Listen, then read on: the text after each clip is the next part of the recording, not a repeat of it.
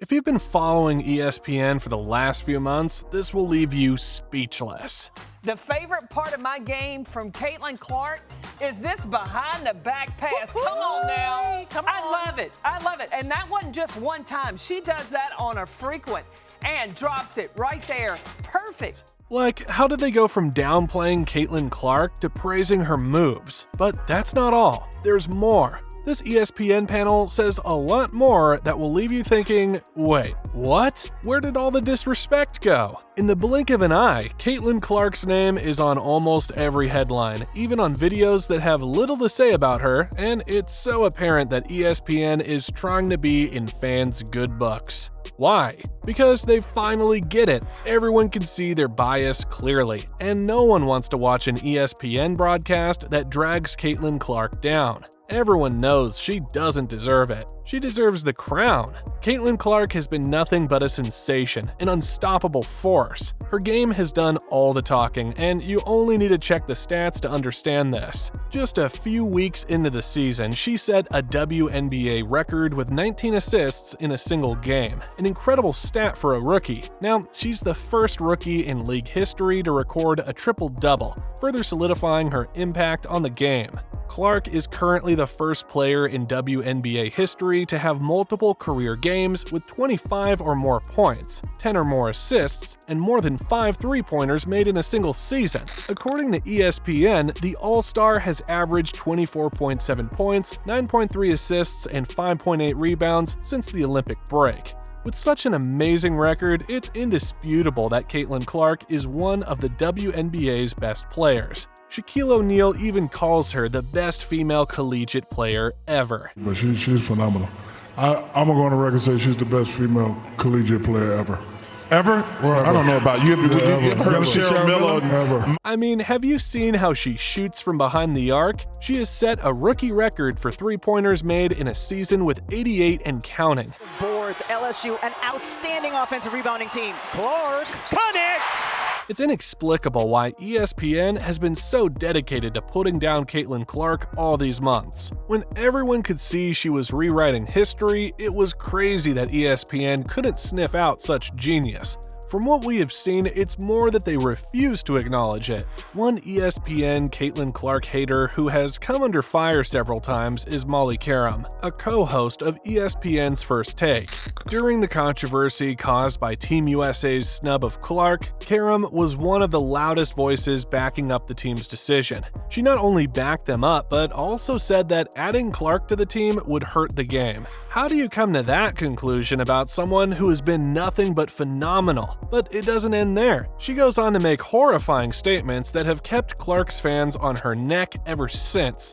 Karam said, "I think it makes a mockery of the women's game," she added. "If the focus is now, we have to have people because of marketing and attention, and they're not as talented, and we're not putting the best team out there." Karam blatantly implied that Clark would be nothing but a marketing and publicity tool. She's neither talented nor one of the best. There's apparently no truth in this, and Karam has a record of talking down about Clark. Before the game between Clark and Connecticut in April, Karam summed up all Clark's achievements as a result of Paige Becker's injury. Here's what she had to say. Monica, if Paige Beckerson basically missed 2 seasons, I don't know if we'd be talking about Caitlin Clark the way we are now, and that's facts, Stephen A. There's nothing but bias in those words, as Becker's injuries have nothing to do with Clark's shine. Becker's is no doubt a great player, and she would have risen higher if not for her setbacks. However, there's no way she would have overshadowed Clark. Clark is a force, and her presence on the USA team would have made their win thrice as impactful. I mean, Caitlin Clark is great for marketing. She's literally brought women's basketball from being a game no one watched to a highly anticipated game with seats being filled up every time she shows up. Even Sato Sabali attested to it. It's amazing to see so many people in women's basketball jerseys. It's amazing to see the excitement and the joy that comes out of that. So although I feel like our Dallas fans could have done better, I had mixed feelings, obviously, seeing all the Caitlin jerseys in our home. But it's an amazing sign for women's basketball. However, she wouldn't be the face of the WNBA for no reason. Clark is one of the most popular and talked about sports figures because of her court brilliance. WNBA legend Cynthia Cooper had to give her her flowers. Well, I appreciate you for repping Caitlin Clark, who's the absolute truth. She out here balling. They don't want to say that. Yeah, They don't want to give it to her. I'm telling you, Caitlin Clark is the absolute truth. If everyone else is awake to this generational talent, why has ESPN been sleeping on it? Monica McNutt, another host of First Take, has also been anti-Clark. She didn't fail to show this by voting Angel Reese as her Rookie of the Year pick, saying her pick is based on standings. I have said this all season, BC. My Rookie of the Year is going to go based on the standings. Okay. Because I think that is how you have the opportunity to measure impact. And the sky's right above them. And the Sky right now are in the playoffs, so you'd have to give the nod in my mind to Angel Reese. Another sportscaster, Carolyn Peck, chose Angel Reese over Clark. Peck even went the extra mile to belittle Clark by saying Reese is doing the dirty work and putting up grown women's numbers.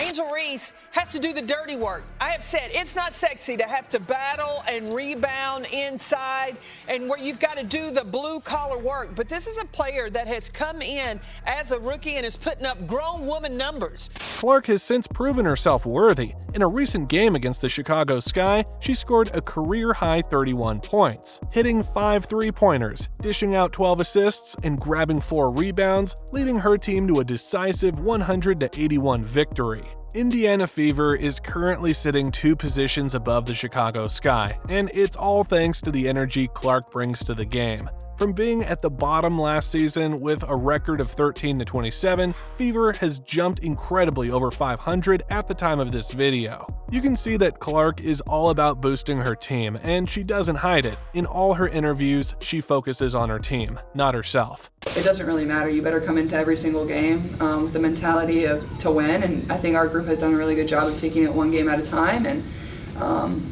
it's honestly impressive how we started the season and now sitting at 6th place with 8 games remaining, 9 games remaining, whatever it is. Yet, McNutt and other analysts, including Justin Tinsley, Mina Kimes, and Bill Barnwell, rated Clark's impact on the Indiana Fever under 60% when she's obviously the driving force behind their success and deserves at least 80%.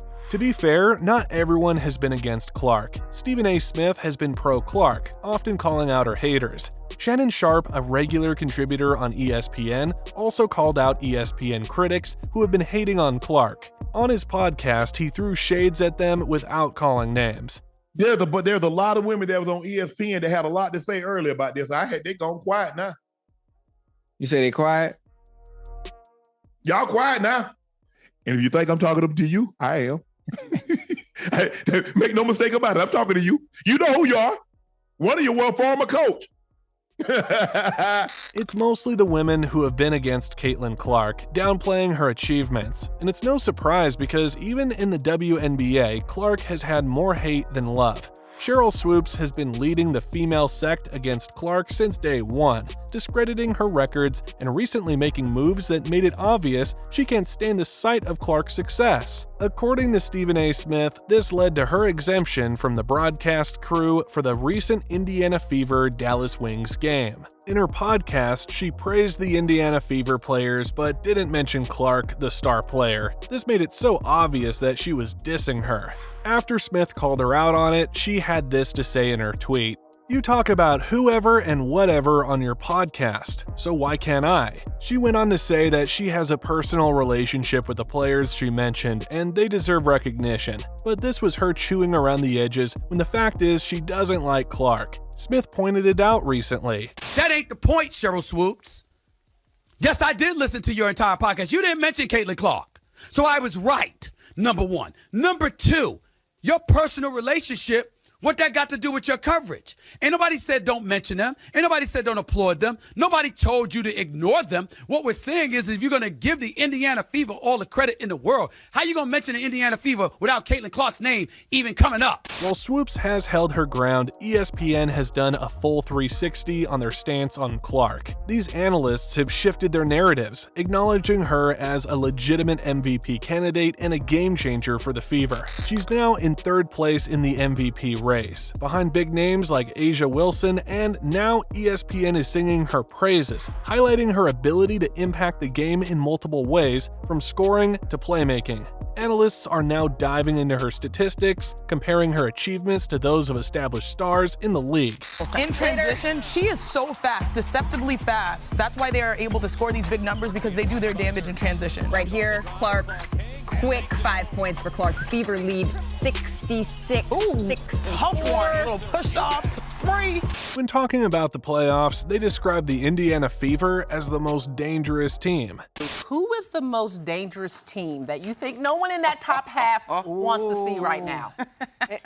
In the bottom half, I think that Indiana is a problem. And the way that they are playing as of late, when you look at the numbers of what Caitlin Clark has done, her improvement and how she has adjusted to the speed of the game, and her players have gotten used to playing with her. She knows how to lay it out on a dime. It's shocking to see how these women now have nothing but respect for Caitlin Clark and her game, but the Clark fandom is not buying into this hypocrisy.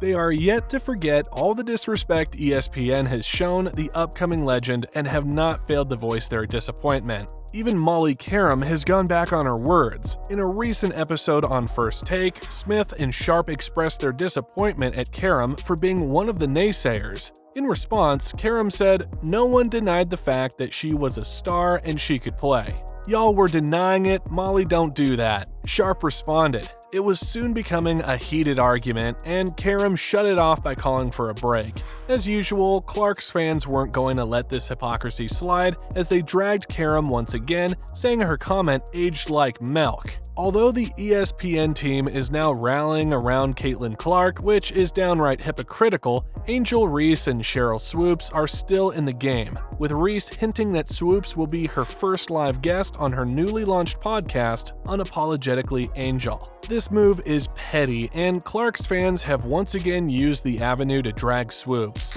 We all can't wait to see what Reese is cooking. Whatever it is, she can't blort the genius, which is Caitlin Clark.